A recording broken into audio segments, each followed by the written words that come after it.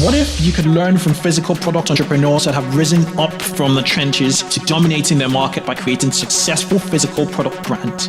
Well, this podcast is hosted by me, Kunle Campbell, and it's about breaking the mold to becoming a smarter, savvier, and better product entrepreneur. You discover how to take physical products from concept through launch and to scaling up from physical product entrepreneurs who've taken their revolutionary ideas to 1 million, 10 million, and 50 million plus in revenue businesses. You'll also join me on my journey to build $1 million physical product brand business in a year, where we both will learn about crowdfunding, selling to retail chains, launching through marketplaces like Amazon, strategic partnerships, publicity, celebrity endorsements, and selling direct to consumers. So if you're creating or building a brand in the consumer packaged goods space, in fashion and apparel, business products, or any physical product niche, listen in because we have you covered. Join the fast track to physical product business success. This is the Physical Product Business Podcast.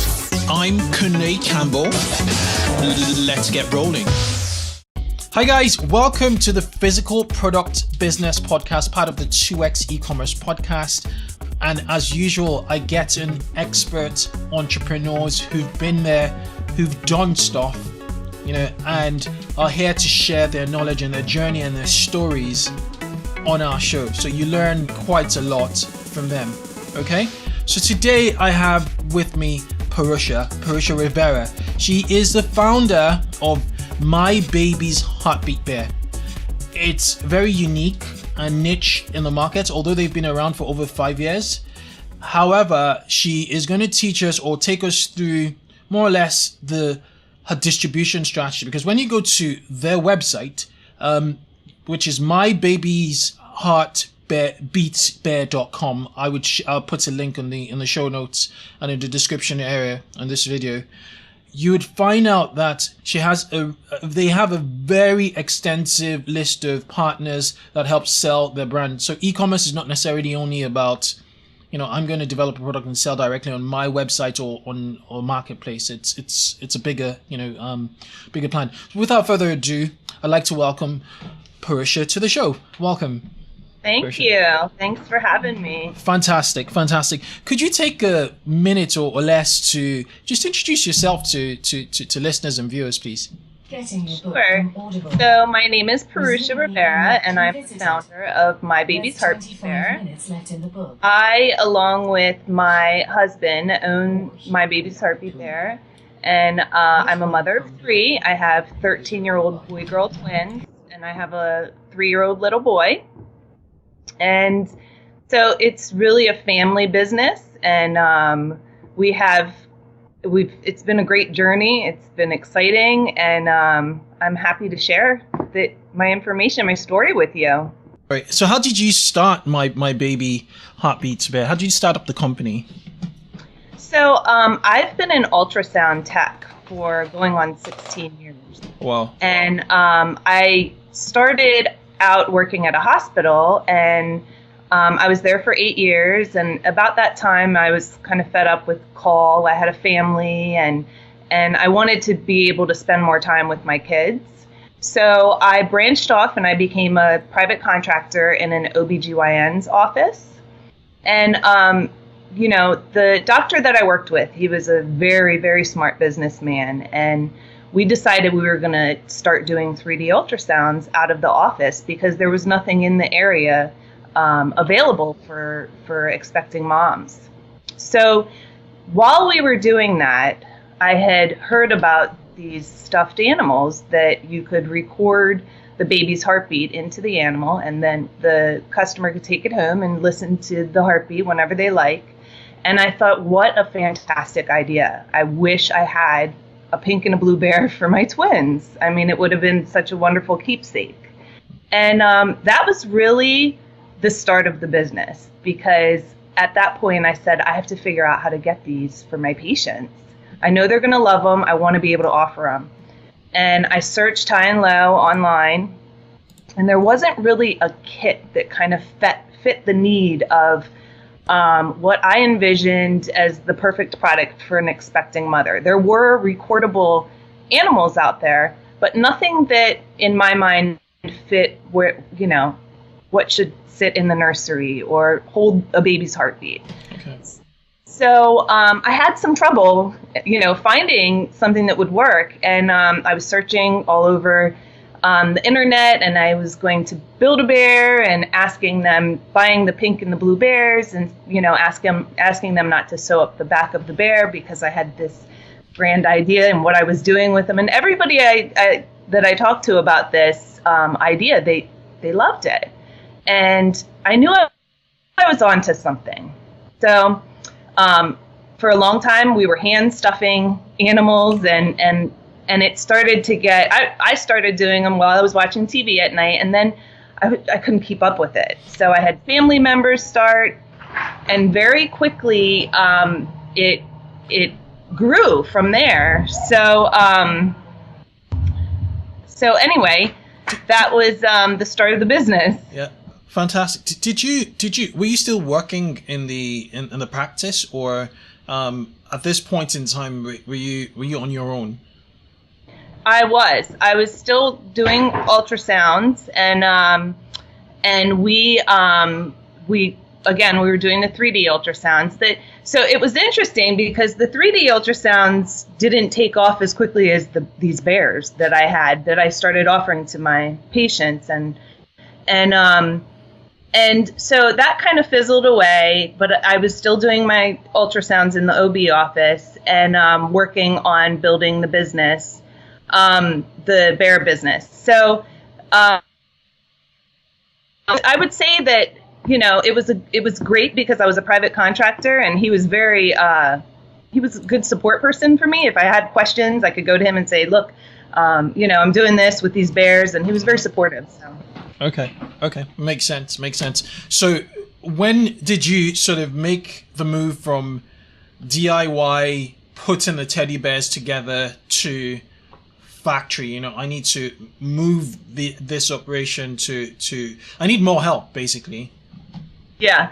So so it was interesting. My fiance said to me, you really need to cut out the middleman, because he saw the growth in the amount of animals I was stuffing, and that I had to recruit family to help. And he really pushed me to kind of look into buying these animals in bulk. And initially I was a little scared, you never know. I'm thinking I'm going to get 1,000 animals, and what if I don't sell them, But he really encouraged me, and he said, you're going to, if it takes a couple years, that's okay, but you have to cut out the middleman. So that's when I looked everywhere in the U.S., hoping to find a manufacturer of these skins. And unfortunately, I wasn't successful. I couldn't find anything here in the States. So I ended up having to reach out overseas to find a manufacturer that could manufacture a low quantity. My first order was 1,000 animals, 4 different bear colors, 1,000 of each. And when they finally arrived, which that in itself was a learning experience. I had never imported to your doorstep, right? It was very, it was interesting, but, I learned along the way. Right. Honestly, I tell people all the time, I'm like, sometimes I'm not even sure how I got here, but it's been fun. And, even the tough problems, like you figure it out, you make it work. So, anyway, when those animals, so you ordered 4,000 units in total. Straight to your doorstep, probably in pallets. Yes. When was this? How many years? So we're in 2016 now. When did you order? When did you make your first order? So I think it was around March or April of 2011. Oh wow! So now fast forward to 2016. What kind of orders are you doing now? Oh well. We sell quite a bit of animals. I mean, now I'm ordering, I had 28 different animals, maybe even more, because I'm adding and taking away all the time. I like to keep it fresh, And of course, I try to keep an eye on what the nursery trends are, so that I have, what new animals available. We're working on a sloth right now, because that's been a new one. So I would say we probably order 4,000 of each animal Which every across 24. Yeah. So we're talking hundreds of thousands of animals. Every month or every quarter? Every quarter. Okay. Makes sense. Yeah. Makes a lot of sense. Okay. So sorry for cutting you short. Let's go back to your story. They arrived at your doorstep, and then what happened? Well, I was blown away by the quality of the animals. And that's really what kind of got me to say, there's other people out here like me, like 3D ultrasound facilities that are going to want this. And I think we should reach out to them along with the doctor's offices, and that's what we started doing. What we initially did was send out a kit to any 3D ultrasound facility that we could find. So we would find them online and get their address and just mail them a kit. And because I kept saying we have to get the product in their hands. First of all, a lot of them, this was a new concept. They didn't know about these animals. People, they were doing the videos and the ultrasounds, but they had no idea about these animals that you could record the heartbeat. So we got the product into their hand and we would follow up with a call, and sometimes they would hang up on us. And I'm not interested, but other people were interested. And we built off of that. And it was a lot of cold calls. Like, that's the worst part. I think that's the hardest part, especially for me. My husband's better at it, but I took it personally. Every time someone hung up, I was like, no, how can they not love this as much as I do, But that we built off of there. And the other thing that we did was we started providing marketing support. Okay. So I wanted to give them the support to sell the products, to let the customers know what this was and how to use it and what a great keepsake it is, and for gifts for family members. So I started making posters and flyers that they could include, in the waiting room. Okay. And I always told them, put the poster in the bathroom, because every expecting mom has to use the bathroom before they go for their ultrasound. That makes a lot of sense. Okay. Yeah. So it was good. I mean, all of that. We also, I do a lot of social media was big. It still is. I focus a lot of time and energy on building a fan site and promoting my retailers as well. Okay. So on what social media platforms did you see the most traction? Facebook is our biggest. Imagine. But Pinterest right now is really big as well for us. Okay. And on Facebook, was it purely organic, or was it just was it also paid search? Did you also utilize paid campaigns? I do now, yes. Okay. In both. I also have a blogger now. Okay. Which drives a lot of traffic to my site. And that's been a lot of fun as well, because we can work together to share what we feel is important information. And it's, but the paid ads for Facebook have been really great for us. Okay. And we're also, Google AdWords was huge too. Okay. That was very helpful. Okay. Makes a lot of sense now. Okay, yeah. So could you sort of explain the kind of journey you've had over the last 5 years from a revenue standpoint? What did you do in 2011 when you made the first order, and what kind of figures are you doing now? So our first year in business, we made $12,000. Wow. We sold $12,000. The following year, it was about 150, then 450, 800. And last year we did 1.2 million, and we're set to do 1.5 this year. That's not bad at all. So you pretty much 10x your business from 2011 to, okay. Brilliant. Good stuff. Okay. And is it just it's a family business, you and your husband? Well, we have 5 employees now. Yeah. And we actually, a couple of them are family as well. Okay. But that's been fun too. It's nice when when you have a lot of support around you, and they're excited to be there and excited to see the company grow. Yep. Okay, what about your app? I noticed on your website you had you have an app. You have a Heartbeat app. When did that come? Is it called Heart Buddies? No, actually, yeah. You do have an app, a mobile app, an iPhone. Yeah, it's the Heartbeat Backup. So, we realized pretty early on that if by chance our module became defective, or if a dog ate the animal or a child somehow re-recorded over it, that we had very unhappy customers, and they were this sad. I mean, I would get emails and I would just feel horrible. But if it was damaged or defective, there was nothing I could do. So pretty early on, I realized that we needed to have a way for our customers to back up the recording. Gotcha. And it took us, again, because, in the beginning we were not making any money. So it took us a while to actually get the money to develop the app. Mm-hmm. But it's been a good, really, really great asset, because, if something like that, when someone loses it and they're no longer pregnant, it's very upsetting. Absolutely. I do see its need. It's really, really very, very much needed. Okay. Right. One peculiar thing I noticed on the website, on your website, was when you go down to retailers, actually to wholesale or the contact us form, you have a video of a customer or partner of yours, who sells, your stuffed animals, about, it says 50 Heartbeat animals per month.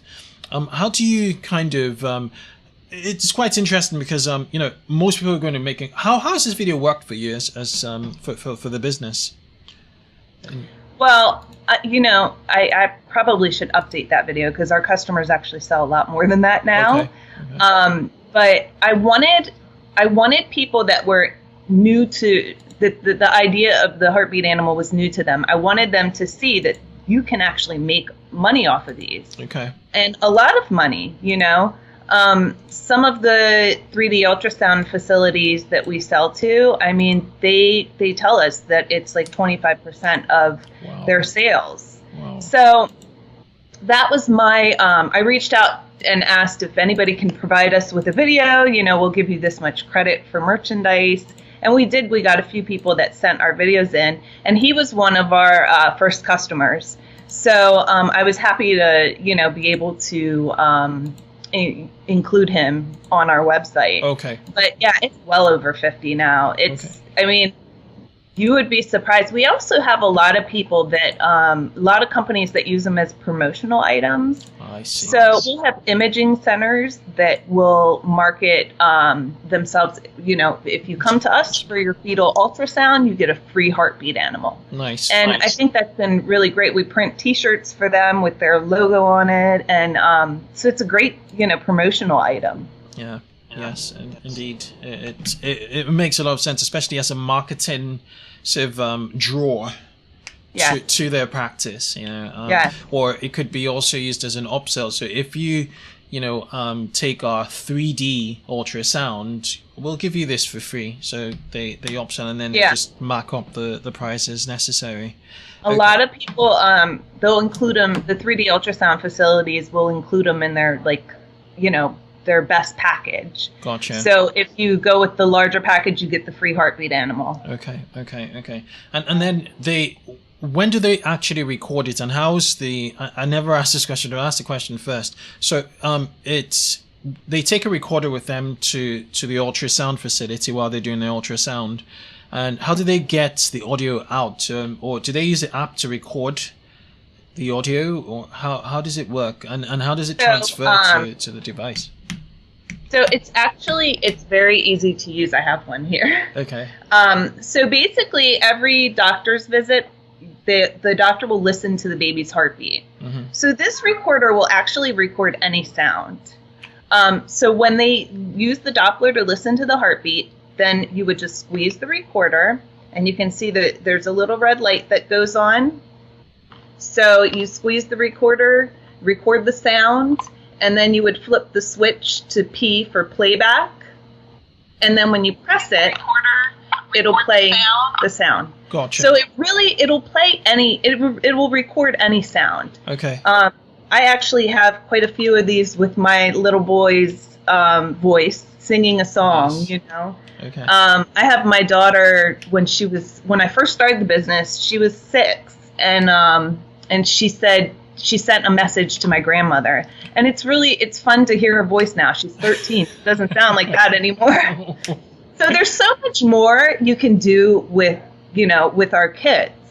But we chose to really focus marketing on, as being made to record the baby's heartbeat, because there wasn't a product like that on the market. Gotcha. There was many recordable animals, but I really wanted to focus on, this being meant to record the baby's heartbeat. But you can record anything. You can record anything. Okay, so just rewind back to 2011. How involved were you in product development? In getting a recorder in a heart shape? How many variations did you have to go through before you got the perfect product to insert into? Because I suppose to insert into the teddy. So the heart recorder was already on the market. Okay. When I saw that, I was looking for recorders. Initially, I was using a small white one, and it worked well. But when I saw the red heart, Nice. I thought, this is it. This I can sell, outside. I can sell to expecting mothers, and they're going to understand what it is. It's not a little round white recorder.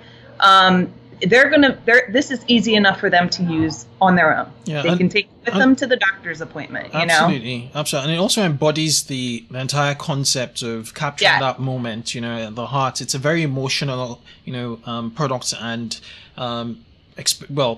experience recall really. And what better shape than a heart?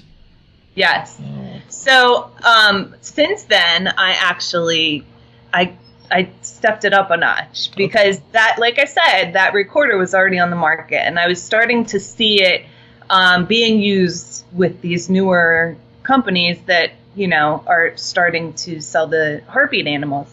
So I actually, from the start, I wanted you to be able to recognize that they were mine. Okay. So I don't know. I can. I basically had our heart, which is in our logo, embroidered on every animal. Clever. So on all of them, somewhere, most of the time it's on the foot, you'll see this heart. So what I just recently did was I developed a new recorder. So this is my design. And I incorporated the logo, the heart, the embroidered heart. Yep. And I wanted it to be different, So I also improved the the sound that you get, and I want people to know, like, this is mine, Yeah, absolutely. So if you're getting something else, you're not getting the original, and I like to be I always want to make sure that I have the best quality on the market. Yep. The cutest, of course, Absolutely. and also along with the customer service. That's really what I aim So to speaking of customer service and merging customer service with packaging or product packaging, how do you kind of what does your packaging look like? Do you have like an instruction manual? Because it was a bit, when I heard about the product, I was like, I'm not quite sure how it worked. We have a 5-year-old son, and it kind of, triggered memories of, when he was born in our first ultrasound. And, I kind of, spoke to my wife about it. This looks like a really, really clever product. But I was trying to figure out what it's all about. So what does the education look like, and the manuals? What do the manuals look like in the packaging? Do you provide manuals and, what comes in the packaging is an instruction sheet, which explains how do you record the heartbeat. And then our packaging basically explains record your baby's heartbeat and great baby shower gift, pregnancy keepsake. But the majority of the people that are buying this product, they're buying it from either a doctor's office or a 3D ultrasound facility. Okay. So the packaging isn't even necessary in those places. True. We honestly do not have many brick and mortar retailers. Okay. That is something that I wanted to get into, and I thought this is perfect for Bye Bye Baby or Babies R Us, you know. But I think the point of sale is really important here. And when they're there getting their ultrasound is the perfect time. They're going to say, oh, that's easy. You know, yeah, I'll take one. Do it. Where purchasing it from a store or from our site, which we do sell them through our site quite a bit. Our retail sales are going up. But it takes more work. You know, they have to actually physically bring it into the doctor's office. And I think that some people, you know, they're like, well, I don't know if I'll be able to do that. I don't know if it's that easy. Is it, you know, there's just a lot of questions. So I think the main thing, the reason why we sell so well at the 3D ultrasound facilities or the imaging centers or the doctor's office is because they're getting that ultrasound there. Yeah. And you know, who better explain the process than the specialists themselves, you know? Exactly. It makes a lot of sense. And, you know, so to the audience listening, I suppose the takeaway here is whatever product you sell, you need to think outside of the box, outside of retail distribution, and kind of look at how it's been used and the experts, you know, around, you know, that niche you're in, and to see if they could potentially sell your products. Exactly. Okay. Yes. It's, I always, you know, the easiest way, what would be the easiest way for someone to get this done? I'm in the process of developing a new product, which I'm excited about. And it's a recordable frame. So it has the picture for, you know, the place for the ultrasound picture. But then we're going to have a little heart that you press and you record the heartbeat on. Wow. So it would be a great gift. And, you know, I just wanted other options. I know people will like this. They might buy the animal for, you know, for themselves, and then they'll get the frame for grandma and grandpa. Exactly. So I'm excited about that. So you're expanding your product range, which is important, and also I suppose the picture frame could have the photo of the ultrasound, you know, the static, you know, the photos they give you at the ultrasound, and then you can have the heartbeat, so you could relate, you know, the image and the sound together. Yeah. Okay. And that memory, you know, of when you got the picture taken, there's your baby's heartbeat. Right there together. I think it'll do well. It will do well. Yeah, excitement. Yeah. Okay. So I think my next question really is how you deal with, like, you know, copycat products. There have to be Me Too products out there in the market. How are you coping with copycat? And I know what you just said about the hearts and on the foot of the bears, matching, you know, the hearts there, just, you know, stamps your trademark, you know, right there. Yeah. But besides that, what's the landscape looking like? Are there many, you know, the more you get exposure, the more eyes light up, exactly, and you're like, oh, I didn't think about that. I could do that. Yeah, so it's true. And we worried about that in the beginning. You know, neither one of us. We were like, should we talk about it? Should we not talk about it? Like, but it's almost like a catch-22. You have to talk. You have to sell your product.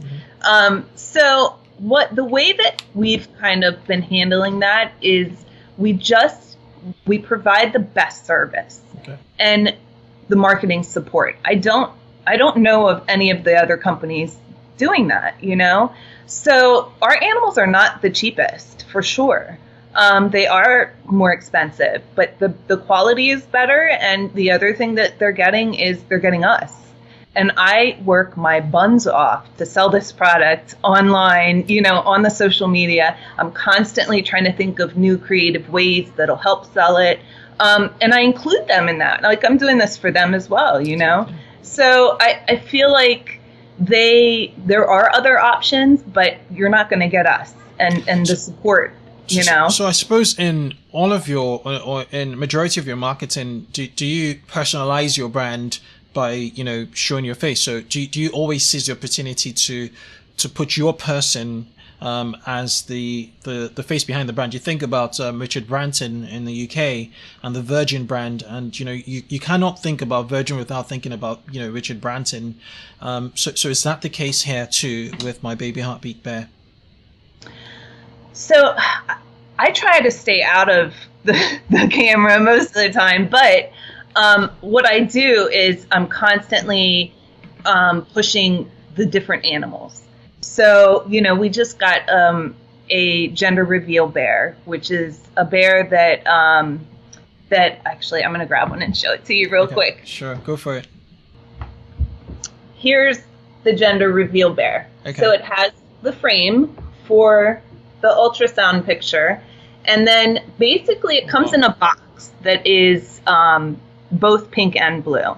So the theory behind this is when they go for their ultrasound, they get the ultrasound picture, they record the heartbeat, but they don't know what they're having until they get home and open the box with their family, with their friends. Okay. Kids that couldn't accompany them because, they were at home, so they didn't get to hear if it's a girl or a boy. So, this has been a lot of fun, and this is a new concept too. Gender reveals, a couple years ago, they weren't as popular as they are right now. So yeah, I think that, just trying to keep up with new creative ideas that are in line with what the expecting mommies want right now. And I also see, I see experiential, marketing at play here. It's, beyond the product, you're trying to enhance the experience. And, yeah. And, how and that just triggers emotions, and emotions lead to happy customers, the right sorts of emotion. So yeah. It looks like you're on track. Yeah. Fantastic. Okay. Before wrapping up, I'm just trying to, I want to just quickly touch on your website, which you said is taken off with regards to sales, and if you sell on other channels such as Amazon, and what it looks like. What does your what do your sales channels besides the OBYGN practices look like now? So yeah, we do sell on Amazon, and sales have really picked up on Amazon recently. So that's great. We just partnered up with a group that is going to help us with the sales, because Amazon is confusing. And you really, I mean, that's like a full-time job right there, So I felt like we were kind of not giving as much attention to Amazon as we needed. So we just partnered with a group. They're going to help us with that. Pinterest is another one I recently we expanded into, the buyable pins. Okay. Yeah, and I love that idea because I am one of those persons that will be on social media browsing and I see a product and I will buy it. So I love the idea. Okay. We haven't had a ton of sales, but I think the buyable pins is very new, so it might take time for people to really catch on to, shopping through Pinterest. So I'm excited to see where that goes in the next couple years. Okay. It's quite interesting, what you just said with regards to you're the kind of person who, you're an impulsive social media buyer. You're on social media. You like a new concept, and you buy it. It seems to be an upward trend. When it was all just Google, lots of people thought, okay, who's ever going to buy in social when there's no intent? But now that we kind of expect to see commercials and adverts on social media, if it really matches our expectations, we're ready to pull out our wallets, which is interesting in itself. Yeah.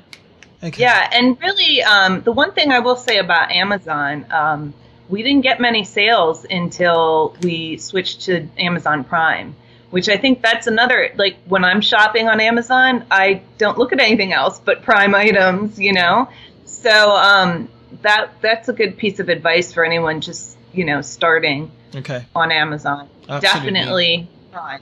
which is the fulfilled by Amazon, model where your products are with Amazon, or Yeah. there's a seller fulfilled option. Okay.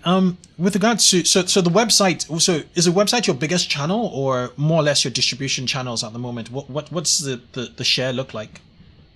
So, yeah, definitely the retail sales through the e-commerce site is probably about 5 to 10%. Okay. Yeah. So you're distribution dependent, which also puts a lot of it doesn't make you dependent on a single channel. So it makes your system quite robust, Yeah. less dependent, because everything is your risk is kind of spread, across so many distribution channels. Exactly. Okay, right. Okay, so it's been an amazing. Yeah, one more question about video. Do you have explainer videos?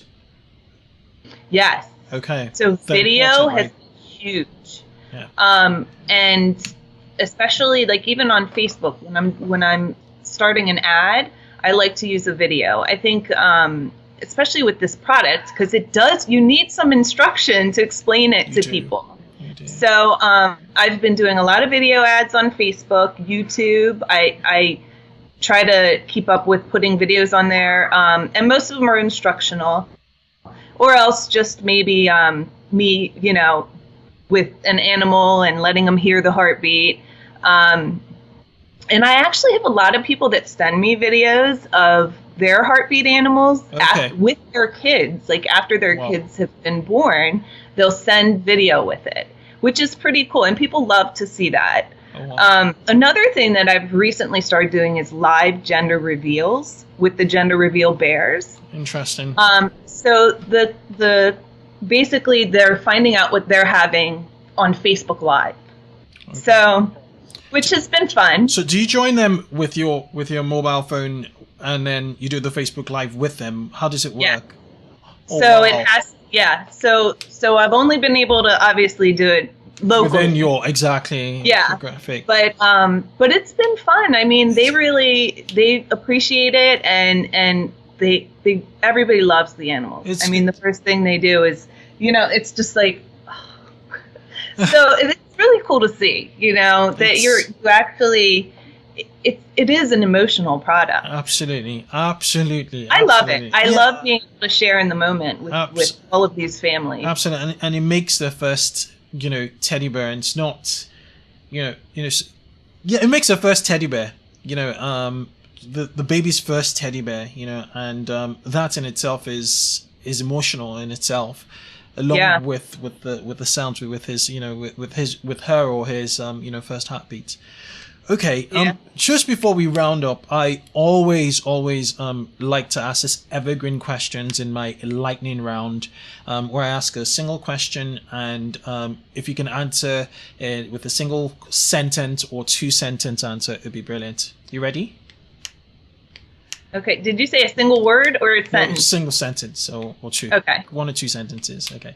Right. Are you okay, so first question is, what are your future plans?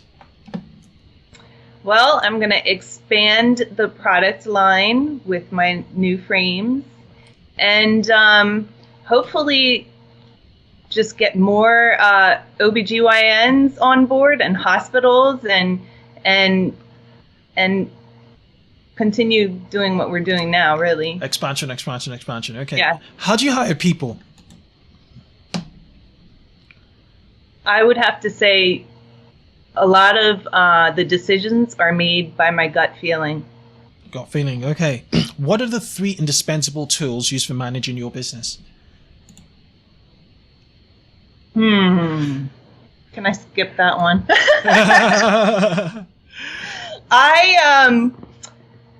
I would say one tool. One tool. Yeah. A good team. A good team. Okay, fantastic. Okay, good people. Okay, what's been your best mistake to date? By that I mean a setback that's given you the biggest feedback. Probably.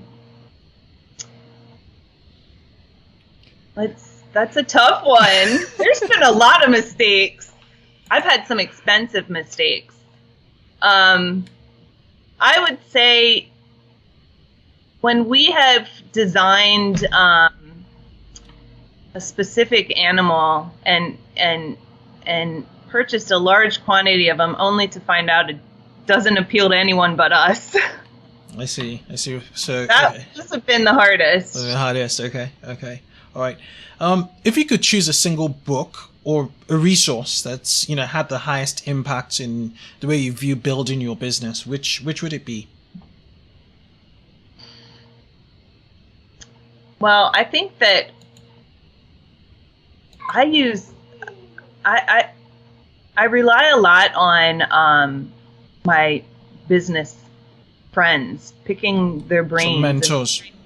Yeah, I mean, just, anybody that has knowledge on similar, businesses, I'm constantly talking with them. Great stuff. And seeing if I can gain any information from them. Great stuff. It's been an absolute pleasure having you on the show, Purusha. Thank you so much. You're welcome. Thanks for sharing your knowledge and how you've built my baby heartbeat bear, and also just sharing your expansion, your story. Thank you so much for sharing your story. Oh, thanks for having me. Fantastic. So for all of you listening, thanks for sticking around, and I hope you found Purusha's story and tips quite helpful. See you guys on the next show. Cheers. Bye.